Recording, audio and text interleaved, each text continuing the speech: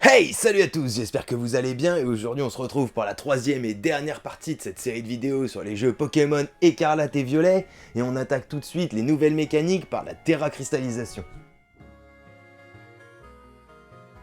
Les Pokémon étincellent et scintillent comme des gemmes grâce à la terracristallisation. Il s'agit d'un phénomène unique à la région de Paldea qui rend les Pokémon étincelants et scintillants comme des pierres précieuses.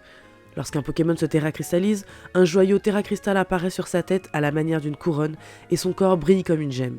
L'énergie terracristal qui sointe du sol de la région aurait un lien avec le phénomène. Le joyau terracristal et le lustre qui recouvre les Pokémon varient selon le type du joyau. Tous les Pokémon peuvent se terracristalliser à Paldea. Chaque Pokémon possède un type terracristal, celui-ci est inactif tant que le Pokémon n'est pas terracristallisé. Après sa transformation, le Pokémon prend son type terracristal. Par exemple, certains évolis auront le type terracristal normal, alors que d'autres auront le type terracristal haut. Il existe 18 types en tout, ce qui signifie qu'il existe d'innombrables combinaisons de Pokémon et de type terracristal. Elle n'est utilisable qu'une fois par combat, et la transformation prend fin au terme de celui-ci.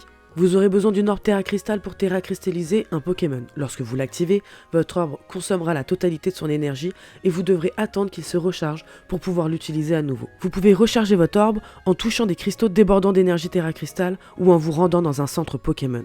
Vous pouvez trouver des cristaux étincelants partout à travers la région. Unissez-vous pour terminer des raids terracristal. Les raids terracristal sont un type de combat inédit dans lequel vous ferez équipe avec 3 autres dresseurs afin d'affronter un Pokémon sauvage terracristallisé dans un temps imparti. Durant ces combats, vous pourrez attaquer sans attendre que le tour de votre camarade soit terminé, vous devrez donc veiller à vous coordonner plus rapidement. Recherchez des cristaux pour les raids terracristal. Vous pourrez lancer des raids terracristal en touchant des cristaux scintillants semblables à des gemmes. La couleur de ces cristaux indique le type terracristal du Pokémon que vous croiserez dans le raid. Un pilier de lumière étincelant émane de ces cristaux et s'étend jusqu'au ciel, ce qui vous permettra de les repérer facilement, un peu à la façon des raids dans Pokémon épée et bouclier. Vous pourrez choisir les Pokémon de votre équipe ou de votre boîte PC pour gagner le combat. Vous pouvez utiliser 3 sortes d'encouragements qui seront bénéfiques aux Pokémon de votre camp. Leurs effets pourront augmenter soit leur attaque et leur attaque spéciale, soit leur défense et défense spéciale, soit les soigner.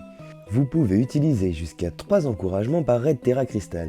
Venir à bout d'un Pokémon terracristal dans le temps imparti dissipe sa transformation, ce qui vous donne une chance de le capturer avec des Pokéballs. De plus, chaque victoire peut vous permettre de récupérer plusieurs objets. Vous pourrez rechercher des personnes pour vous rejoindre dans un raid terracristal ou bien participer au raid terracristal de quelqu'un d'autre. Vous aurez besoin d'un mot de passe pour combattre aux côtés d'une personne que vous connaissez déjà. Vous trouverez des requêtes de dresseurs en recherche alliée ou rejoindre des raids terracristal depuis le menu dédié. Comme dans les autres jeux, le Motisma est doté de nombreuses applications et fonctionnalités. Cette fois, le Pokédex est intégré au Motisma en tant qu'application, tout comme votre carte. La totalité de la carte de la région de Paldea sera disponible en application et votre position y sera bien évidemment affichée. D'autres informations vous seront également fournies, comme l'emplacement des villes proches, des centres Pokémon et des Pokémon sauvages. Dans le stade de combat, il y aura des équipes d'emprunt. Cette fonctionnalité vous permet d'emprunter des équipes de combat grâce aux idées associées disponibles en ligne. Vous pourrez également partager votre propre équipe de combat avec le reste du monde pour que d'autres dresseurs puissent s'en servir. Les combats contiennent des classements avec podium. Dans les immenses étendues de la région de Paldea, nous pourrons nous balader avec l'un de nos Pokémon à nos côtés. Cela ne change pas des derniers jeux, mais on aura une nouvelle fonctionnalité. Lorsqu'un Pokémon nous suit de la sorte, nous pourrons utiliser la fonction en avant pour l'envoyer dans la direction indiquée. Le Pokémon ainsi dépêché ramasse tout seul les objets se trouvant dans la zone, il peut même déclencher des combats auto avec les Pokémon qui sont près de lui. Les combats auto sont une nouvelle manière de combattre. Ainsi, vous enverrez votre Pokémon se battre contre des Pokémon sauvages sans qu'ils doivent recevoir d'instructions de votre part. Vous pouvez envoyer votre Pokémon livrer un combat auto contre n'importe quel Pokémon sauvage se trouvant à proximité, mais il peut aussi déclencher lui-même un combat. Lorsque votre Pokémon s'engage dans un combat, vous pouvez, au choix, rester à ses côtés et le surveiller, ou chercher des objets dans les alentours.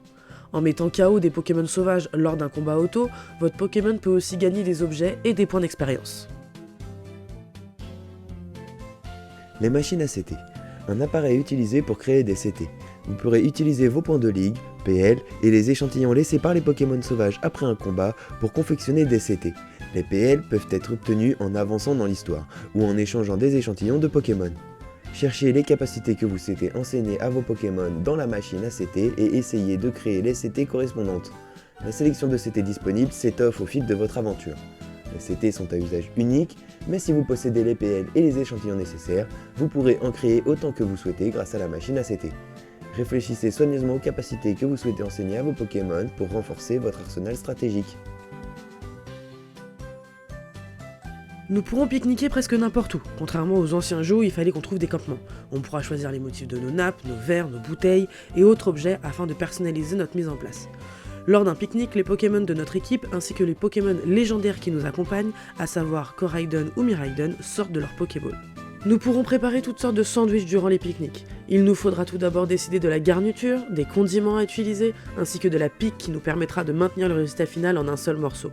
Nous pourrons ensuite arranger méticuleusement ces ingrédients sur la tranche de pain en prenant soin de bien les faire tenir en équilibre afin d'éviter que notre sandwich ne s'écroule.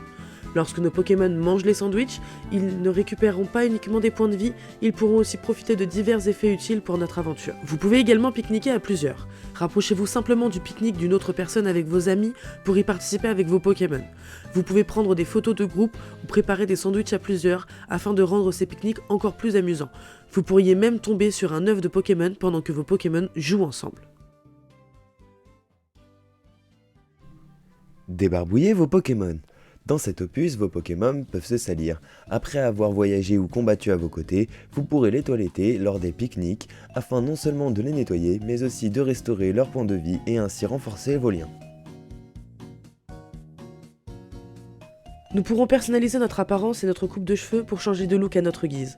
Nous pourrons ajuster entre autres la forme des yeux ou de la bouche de notre personnage pour personnaliser notre apparence. L'Académie possède 4 uniformes différents, allant des manches courtes et shorts aux vestes chaudes. Et enfin, le Club Union. Grâce au Club Union du Poképortail, jusqu'à 3 autres dresseurs peuvent se joindre à vous pour partir à l'aventure, vous encourager durant les combats contre des Pokémon sauvages ou bien vous montrer des Pokémon qui les accompagnent. On espère que la vidéo t'a plu, si c'est le cas tu peux la partager pour nous aider à être visible un peu plus. Tu peux aussi nous dire en commentaire si tu souhaites voir plus de contenu Pokémon Écarlate et Violet, et sur ce on se dit à une prochaine vidéo, ciao!